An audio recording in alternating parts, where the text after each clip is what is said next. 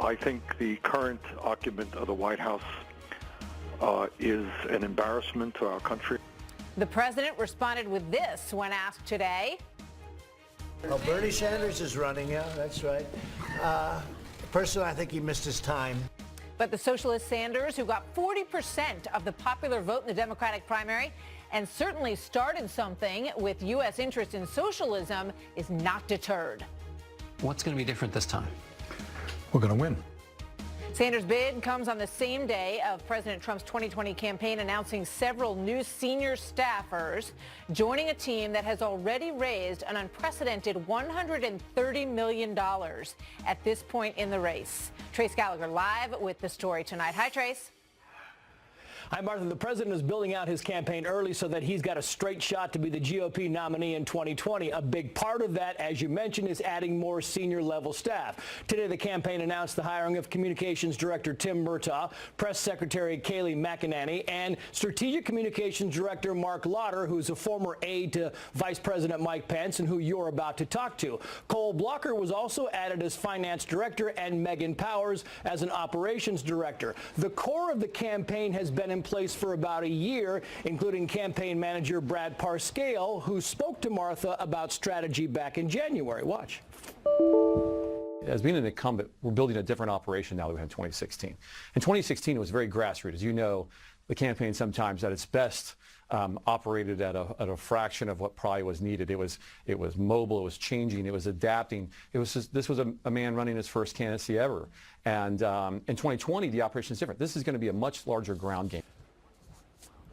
Parscale came on board a full year earlier than campaign managers for both George W. Bush and Barack Obama. The president's daughter-in-law, Laura, will serve as senior advisor. Former Massachusetts Governor William Weld is challenging the president for the Republican nomination, but it is going to be a long shot because the Republican National Committee has already said it will support the president, meaning there are no sanctioned debates, and the National Party is working with state party organizations to line up delegates for the Republican National Convention next year. Then there's the money. The president will enter the election cycle with an enormous fundraising lead over Democrats. Just in the last 3 months of 2018, the Trump campaign and its affiliates raised $21 million, putting the re-election balance at an astounding $129 million. At the same time, in 2010, President Obama had $4 million. In 2002, George W. Bush had $3.2 million.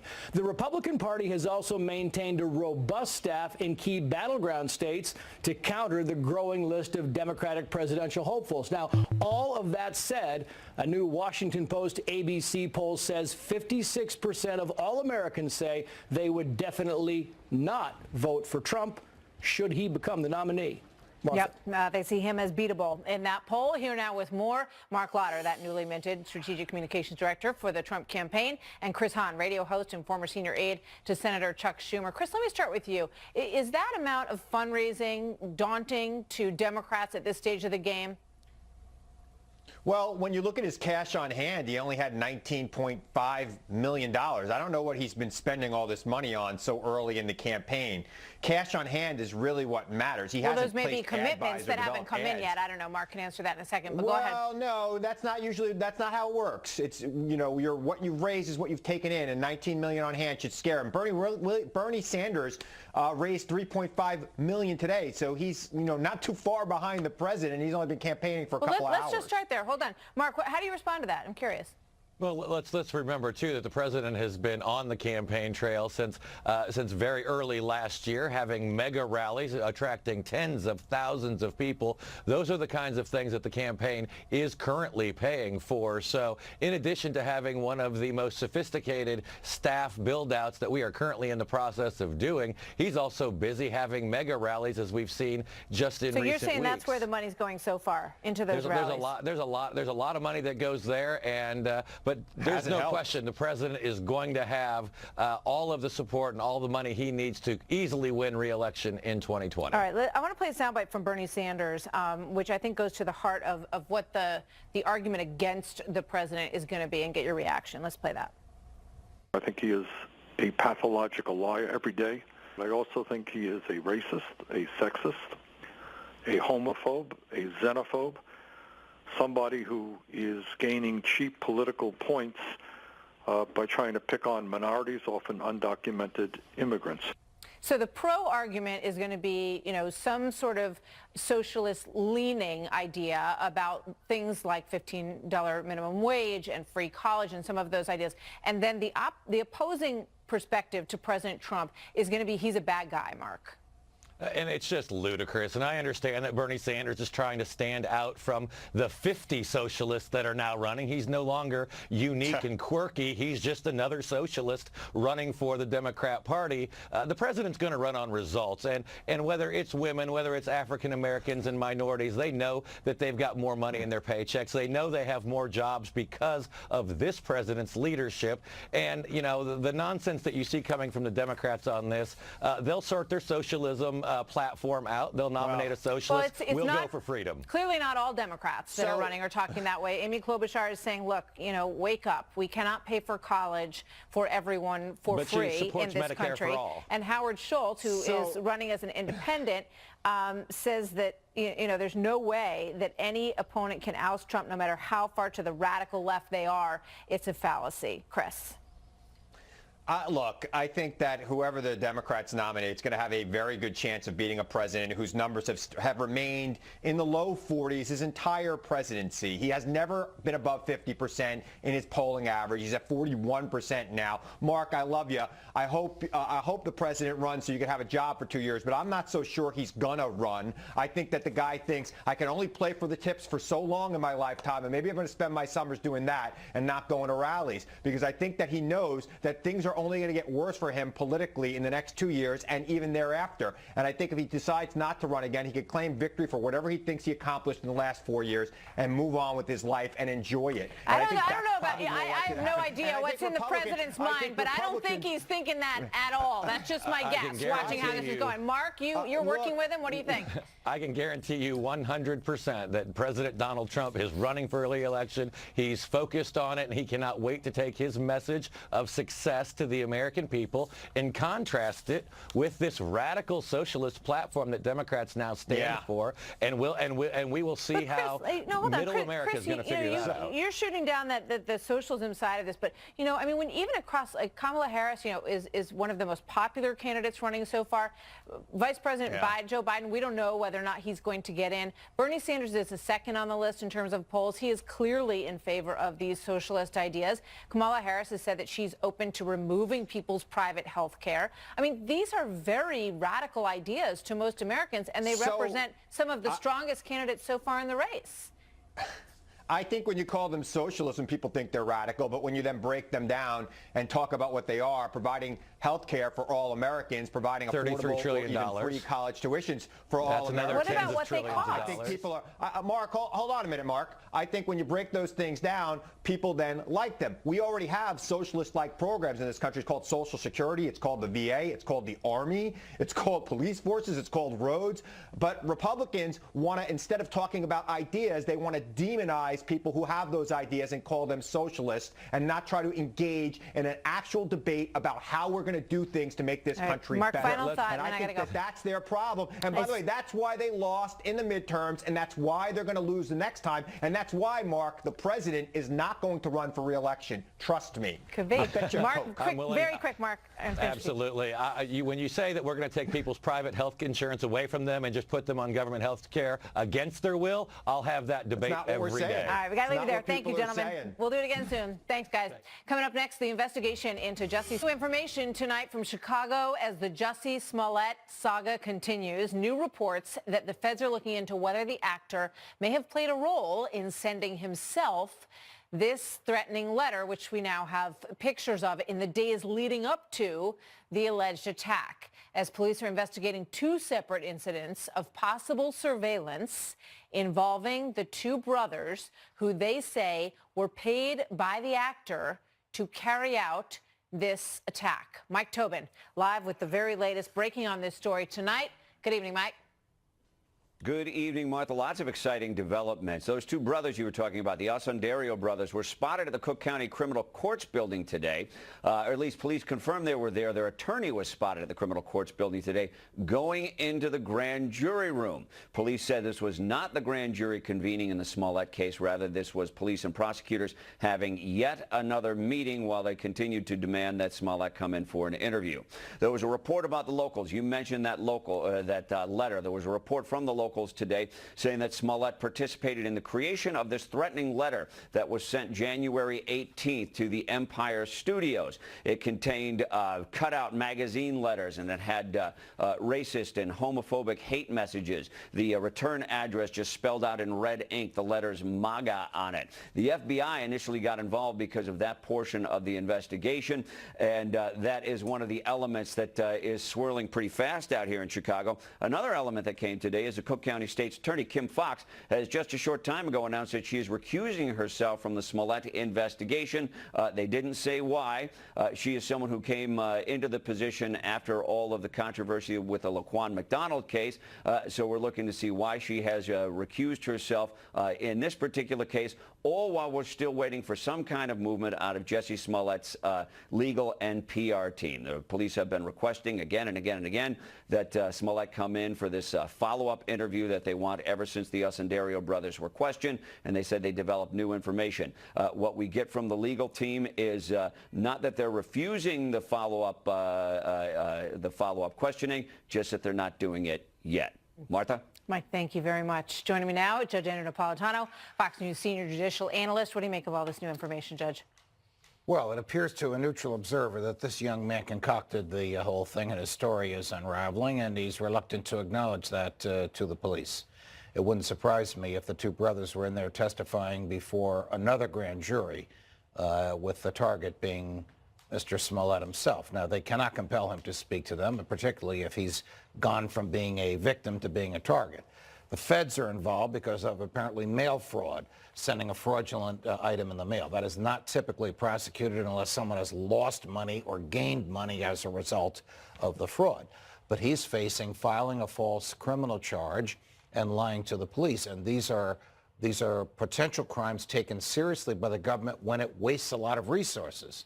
Did it waste a lot of resources? Yes. 12 Chicago detectives have been assigned to this for 3 weeks. Yeah. And what about the time and hours that they spent and the other people in Chicago who may have needed law enforcement help during those moments? It's like the extreme version of why you don't pull a fire alarm as a joke in a school, right? Because when you do that, you are sucking up the resources of the fire department, and in this case, the law enforcement in a city of Chicago that has a lot of crime and a lot of real concerns.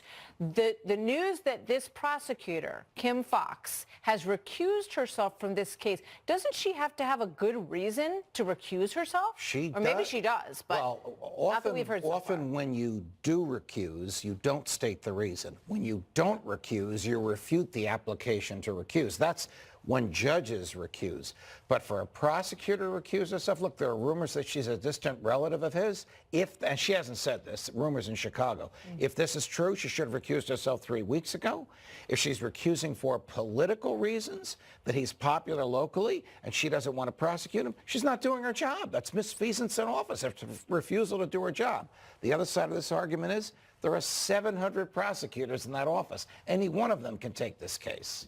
So in terms of the larger response to this case, I'm just curious what your thoughts are. There are still celebrities who are saying, you know, maybe they're standing by his story. He is sort of coming off now in some reporting as sort of a victim. Why would he do this? All of this sort of thing. I mean, what's your view as someone who has seen a lot of criminals come before you about the seriousness of what's going on here? I think it's very serious, and I can't even imagine a valid defense other than temporary insanity, a fear that something was about to happen to him and he wanted to divert attention from this thing to himself becoming a sympathetic victim. But to utilize the instruments of the government and to state things under oath that are untrue simply is not tolerable. And I can't imagine the Chicago authorities letting this go by the wayside. What about these two young men, the brothers, who there are some reports that they were spotted in an Uber, in the back of a car with a camera in the car. Other reports that they might have video of them in an elevator together that night. They appear to be cooperating now. What's their culpability potentially? It appears as though they went along with this, but it also appears, here's what the prosecutors will do.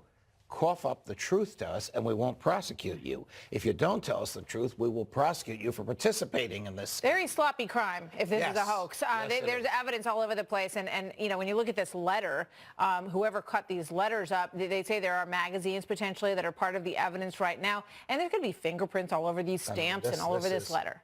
To call this sloppy is to be charitable. We like to be occasionally charitable. Thank you very much, Judge. You're Good welcome. to see you. Mr. Trey Gowdy after this. Former acting FBI Director Andrew McCabe pushing forward on his publicity blitz for his new book. Today he circled back to May of 2017, a very important moment in all of this, after the firing of former Director James Comey, to recall his conversation with congressional leaders who he says were fine with him opening a counterterrorism investigation into the president. I know you and other members of your team briefed the so-called Gang of Eight. Did you tell them that you had opened a counterintelligence investigation into President Trump? The purpose of the briefing was to let our congressional leadership know exactly what we'd been doing. And I told Congress what we had done. Did anyone object? That's the important part here, Savannah. No one objected. Not on legal grounds, not on constitutional grounds, and not based on the facts. Trey Gowdy, former congressman and chairman of the House Oversight Committee, now a partner at Nelson Mullins and a Fox News contributor. Good to have you with us tonight, sir.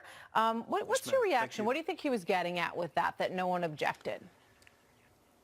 That Devin and Paul knew about it and had no problem with it. That's exactly what he's getting at. And the reason he's doing it this way is Devin and Paul are not allowed to discuss anything that is said in a Gang of Eight meeting. And McCabe knows that. So he can level the accusation, and Paul and Devin cannot refute him. What I think is fascinating is there were 3 investigations into a duly elected president. The Peter Strzok one from July of 2016, and then McCabe started a counterintelligence, and if he's telling the truth, started a criminal probe into the President of the United States. I listened to Devin and Paul quiz the DOJ and the FBI for hours on multiple occasions about the one counterintelligence investigation we all knew about it. I find it stunning that they would know about a second one and not say a single solitary word. And I will continue to not believe they knew about it unless one or the other contradicts it. So you're saying that Paul Ryan, Devin Nunes, that the whole Gang of Eight was not aware that there were 2 investigations. So the first investigation that everybody understood was whether or not there was Russian interference in the election, correct? Well, if you look at the FBI document, which was drafted by and approved by Peter Strzok, it was a counterintelligence investigation into the Trump campaign.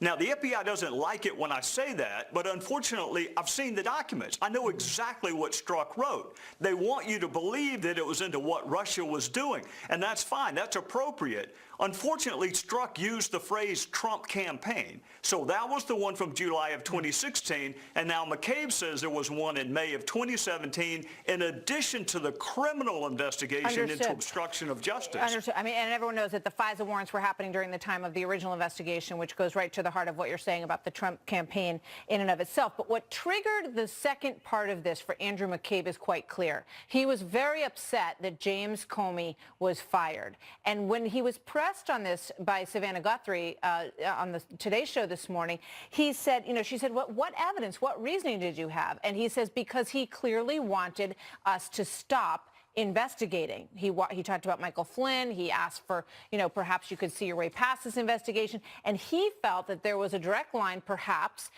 from that to him being an agent of Russia, essentially.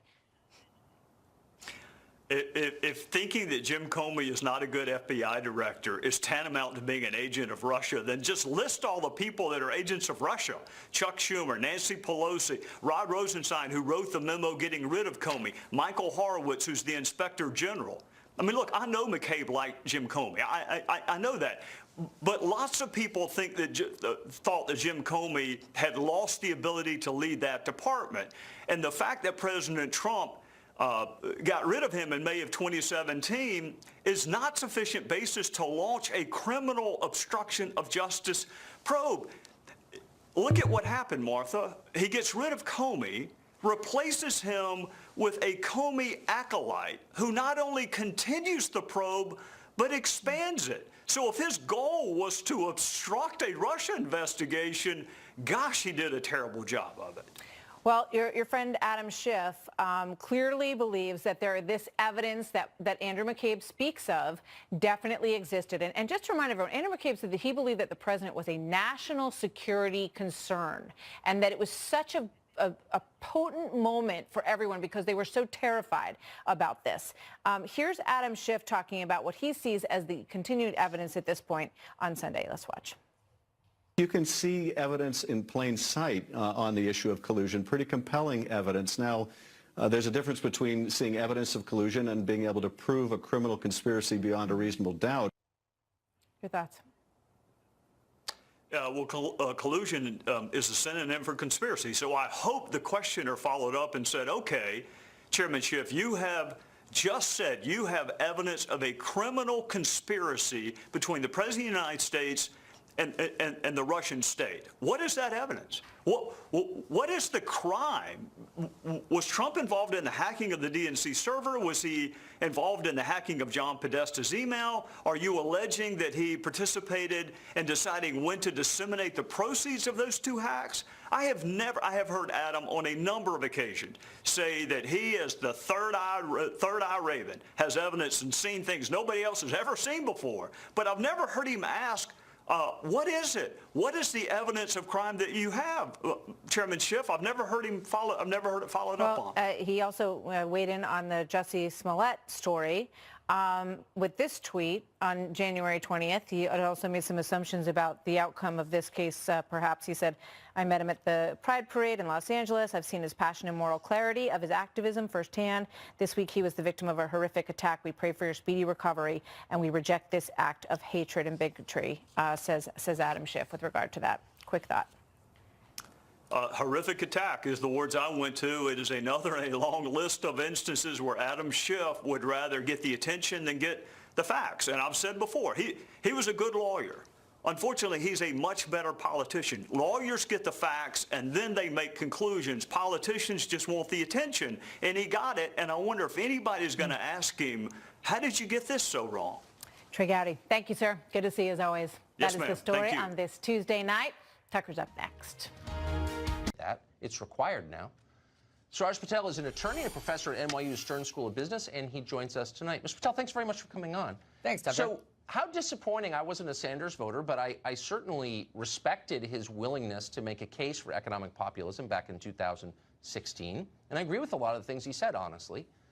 How disappointing is it to see him become another identity politics drone? Why is there no room in the Democratic Party for someone to just make a straightforward economic case? Well, Tucker, I don't think that he isn't making an economic inequality case, but you cannot talk about economic inequality in this country without talking about racial and economic disparity because of the systems we've built, because of the legacy of slavery and Jim Crow and internment and all those things. What he's saying basically is that things like race and inequality are inextricably intertwined based on the institutions we've built and the legacies of them. And it's only responsible that it's only now you're confusing me because you're making a case that bears no relationship to the facts or the numbers. So the richest people in America are not white people. Immigrant groups, actually, including African immigrants, Indian immigrants, I think are the richest group in the United States. No, that's your right, average that's Nigerian immigrant makes more than your average native-born white American. So it's a lot more complicated. I'm not sure what that means exactly, but I know that what you just said is totally false. It is very complicated, but the fact of the matter the fact of the matter is that you are, by and large, statistically speaking, the darker you are in this country, the poorer you are. Some of But hold on, wait, that's not true. Wait, hold on, wait, slow down. That's not true. It's so much more complicated than that what you're saying is a lie. And so Asian immigrants, for example, have the highest educational attainment level and the highest incomes of any group in America, okay? So if what you're saying is true, and again, I'll agree with you on this, it's super complicated.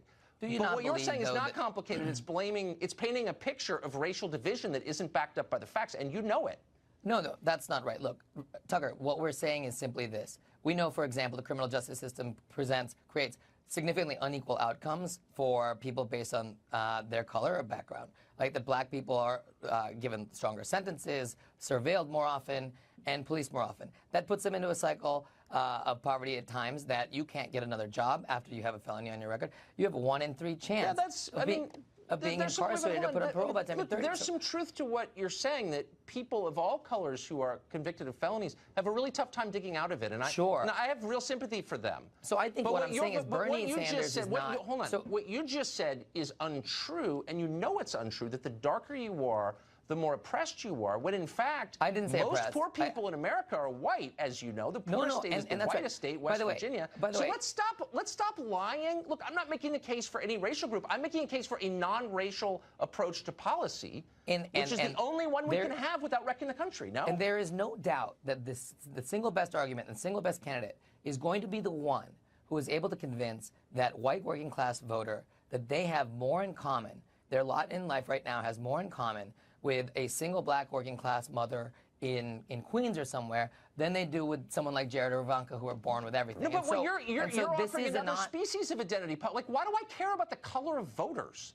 I mean, Bernie Sanders in 2016 never mentioned anybody's color. He's like, look, you're getting exploited by your employer in these big companies. That was a colorblind case, and the Democratic Party hated it because it has a stake in racial division. You know that that's true.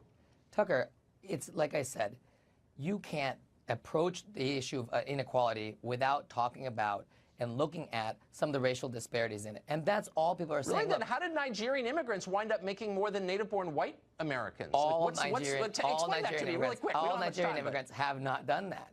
All Nigerian immigrants do not make more money than all of the people. But if it's as simple as the blacker you are, the more oppressed you are, like, that's just not true.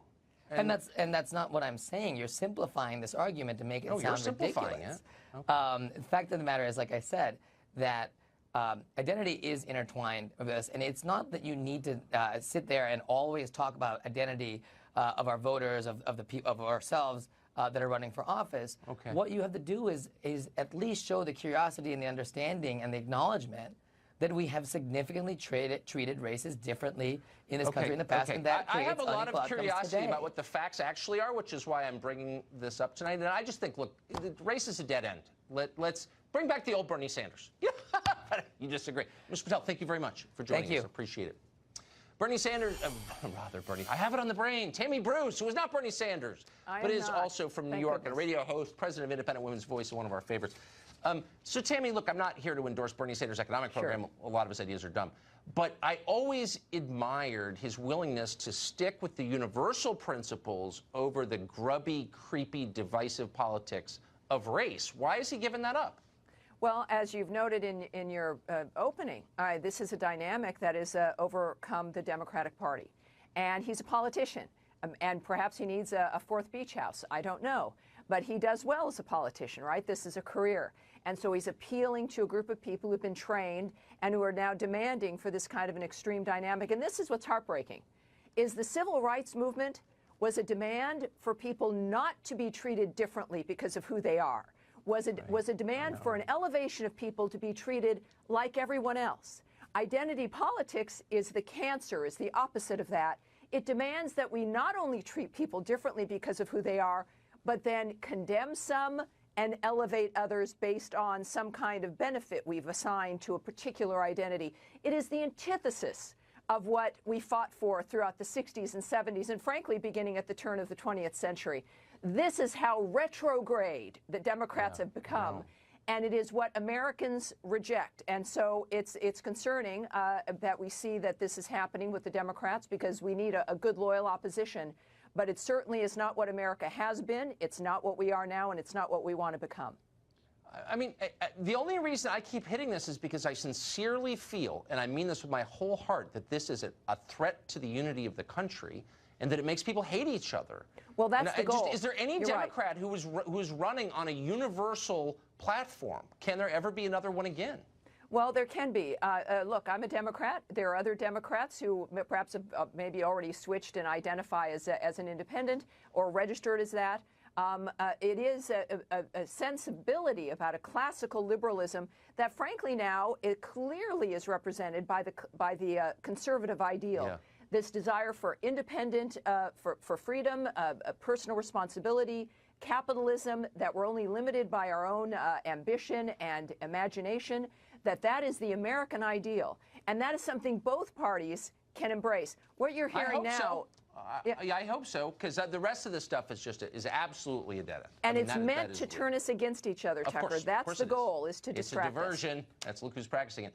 Woke billionaires. Tammy, thank you very much. Thank you, sir. So, Jussie Smollett apparently concocted a fake hate crime, but it's only the latest example of the left using phony stories to vilify its enemies. We'll investigate and expose that tactic in more detail after the break.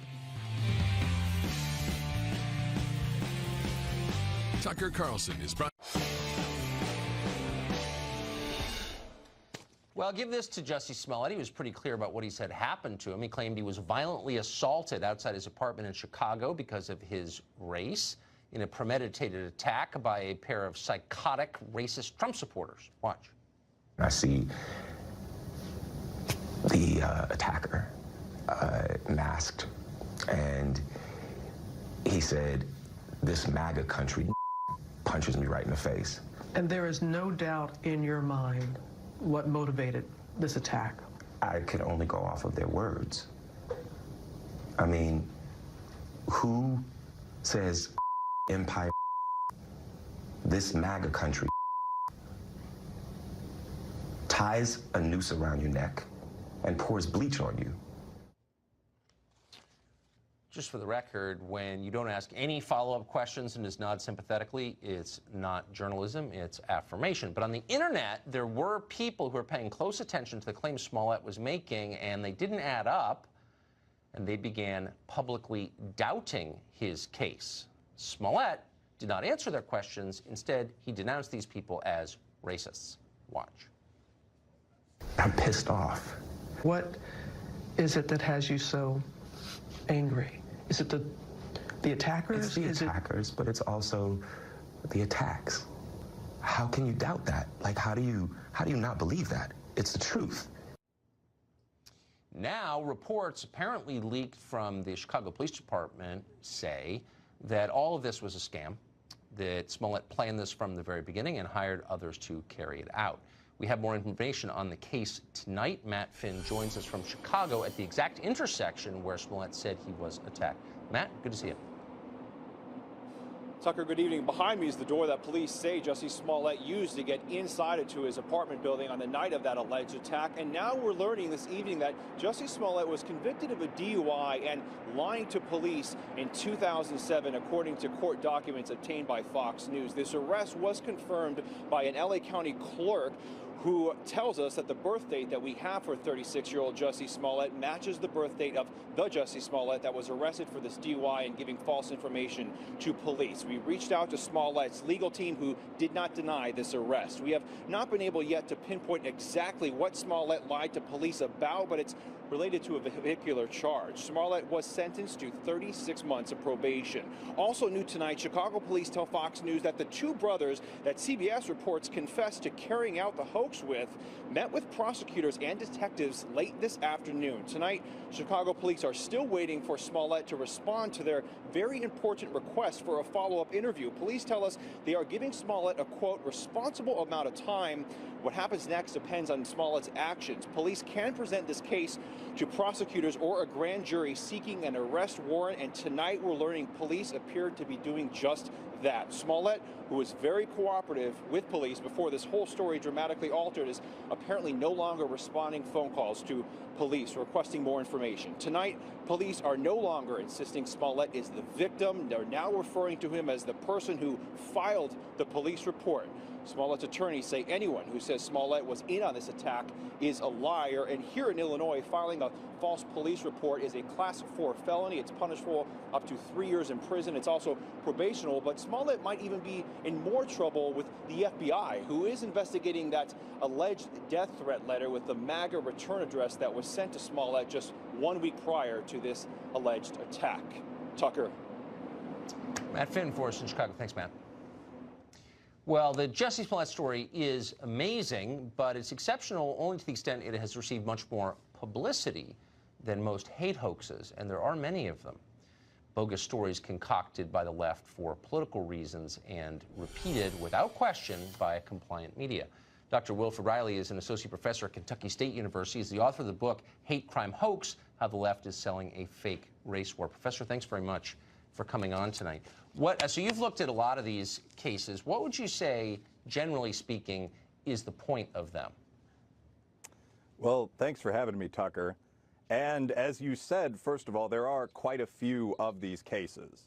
What we find is that virtually all of the high-profile, widely reported hate crimes over the past 2 to 3 years have been hoaxes. That extends to Jussie Smollett. I'm sorry. I'm going to interrupt you there. I just want to make sure I understand what you're saying. Virtually all of the well-publicized hate crimes in the last several years have been hoaxes?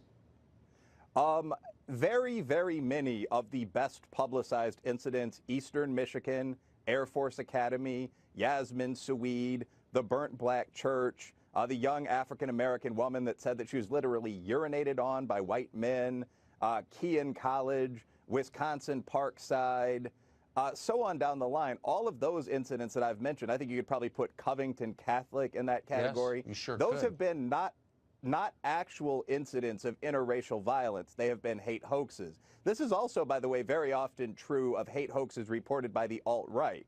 But the phenomenon does seem concentrated on the left. Very many high-profile hate hoax stories, probably most simply turn out to be fakes. I'm not surprised that the Jussie Smollett story turned out to be a hoax, and I don't think you are either, or that very many other people are.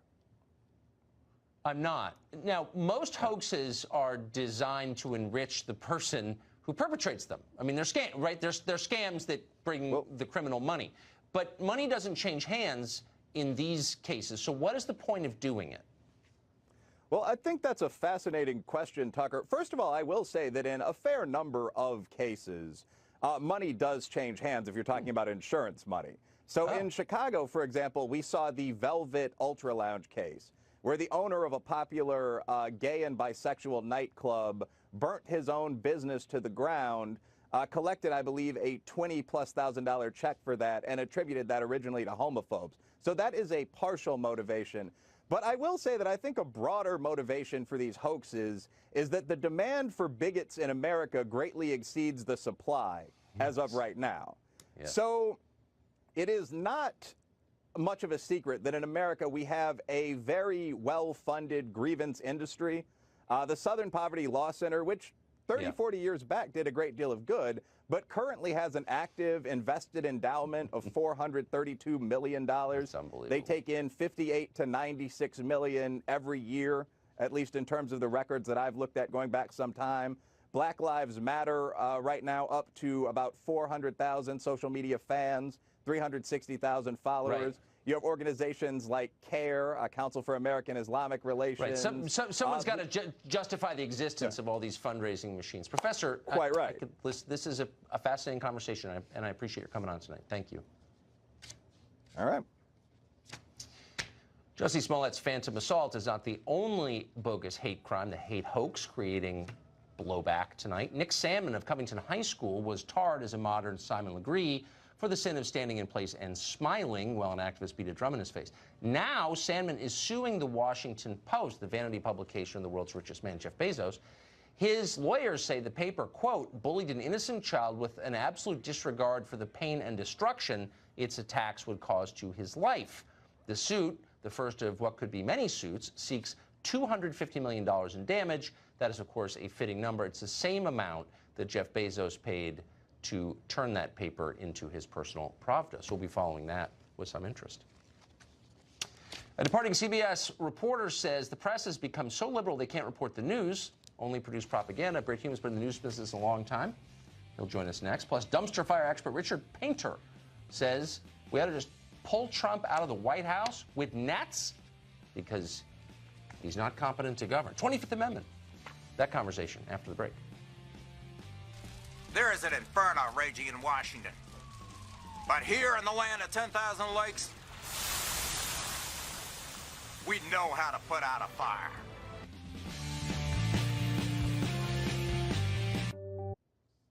War correspondent Lara Logan has left CBS News after a number of years there. She said goodbye by doing something unthinkable. She found an obvious unspoken truth and said it out loud. While appearing on the Mike Ritland podcast, Logan described the press as so liberal that they're unable to perform their basic duties as journalists. Watch. And the media everywhere is mostly liberal. But in this country, 85% of journalists are registered Democrats. So that's just a fact, right? There's one Fox, and there's many, many, many more organizations on the left. But the problem is that the weight of all of these organizations on one side of the political spectrum, when you turn on your computer or you walk past the TV, if they're all saying the same thing, the weight of that convinces you that it's true. You don't question it because everyone is saying it.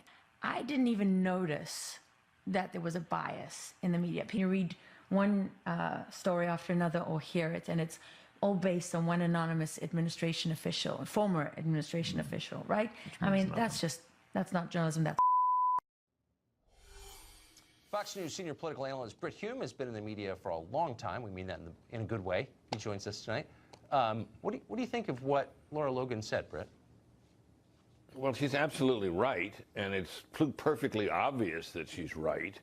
And the striking thing about it is that as many of her colleagues and mine and yours deny it as do. They do.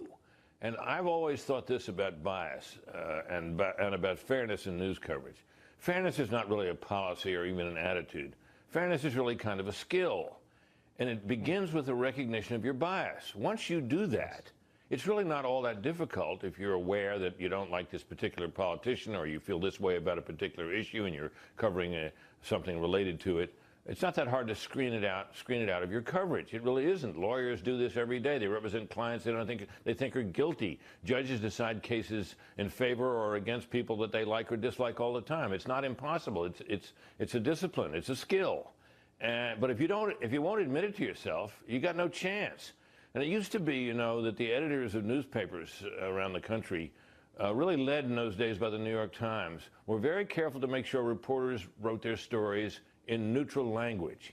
That discipline, I'm afraid, Tucker, is out the window. The morning after the State of the Union address by the president, the Washington Post had a banner headline that said, "A discordant appeal for unity."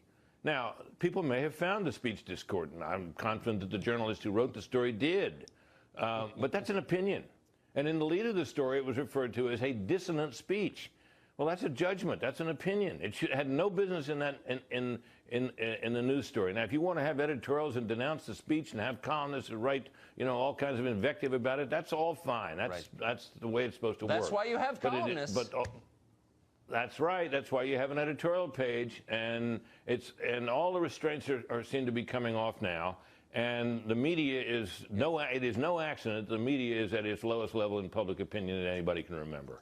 So normal people are just about sick of it. A new poll finds that 53% of Californians, and critically 63% of millennials living in California, want to flee.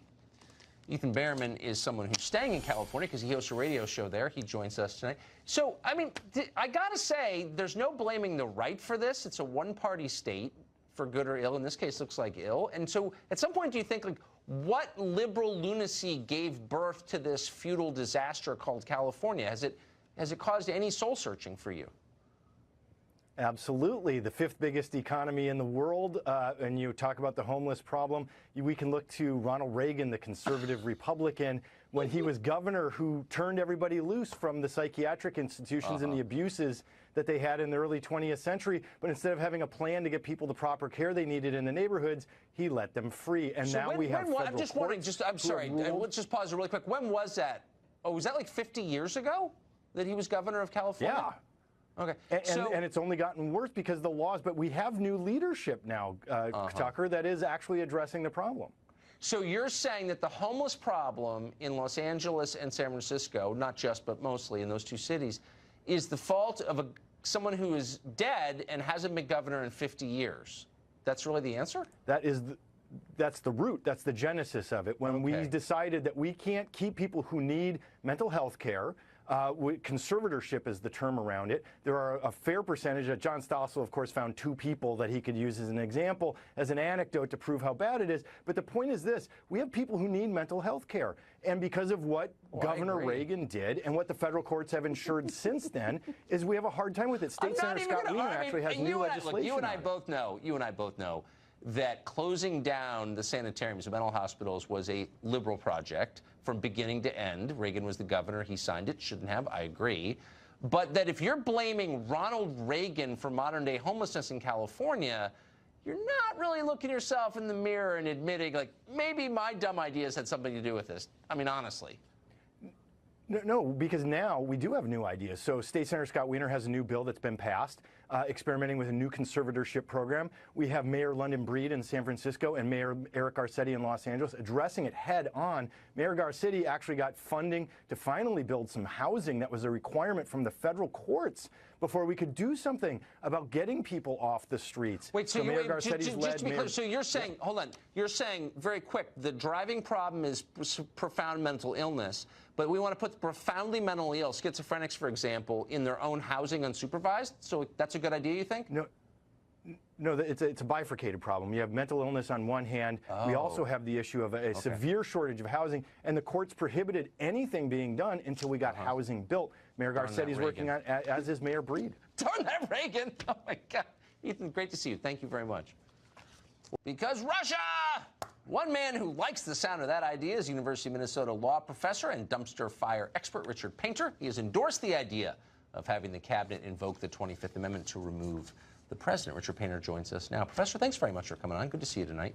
Good to see. How exactly would this work? I mean, it's obviously never been attempted. This is not the kind of scenario it was designed for. But in your mind, how would they remove the president? By force?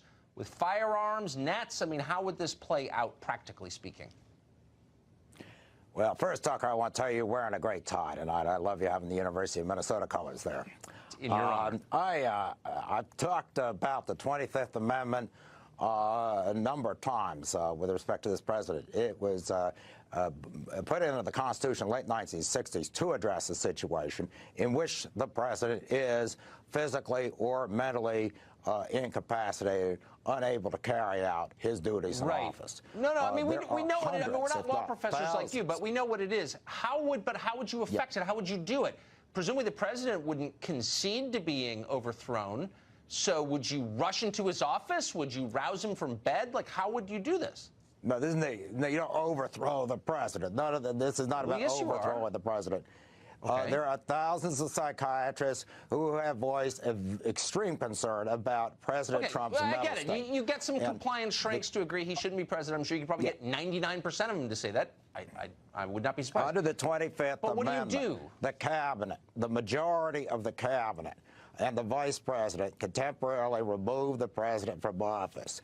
But how do they could, do for example, that? temporarily. I've read the amendment, but how do they get him out of the office? I assume wouldn't want to go. That's not the point, physically removing. That's not what's provided for in the Constitution, physically removing him from an office. The objective is to have the Vice President of the United States take over the duties of the President temporarily, while the President, for example, would get a psychiatric exam, and then the United States Congress would make the ultimate decision by 2/3 majority. We're almost out of time. Just put some meat on these bones. So you're always rushing around. We need 25th Amendment. The President says, I'm not crazy. I don't want to leave. I was elected by voters 2 years ago. I'm not leaving. And then you do what? If the majority of the cabinet, the vice president, were to temporarily remove the president, then it would be up to 2/3 of the United States House and Senate to permanently remove the president under the 25th Amendment. But and the psychiatric exam might very well. We're out of time. Look, think this through a little bit. Come back, and we can play it all out. Because you've just started your own dumpster fire in my mind, and I want you to douse it with the cool fluid of reason, if you would. Richard Painter, great to see you. You don't need the dumpster fire for this. No way. No, you don't. No, you don't. We're out of time. Unbelievably. Could go on forever. We'll be back tomorrow, 8 p.m., the show that is the sworn enemy of lying, pomposity, smugness, and groupthink. But we have a surprise for you. Guess who's next? Live from New York. That's not a surprise. That's not.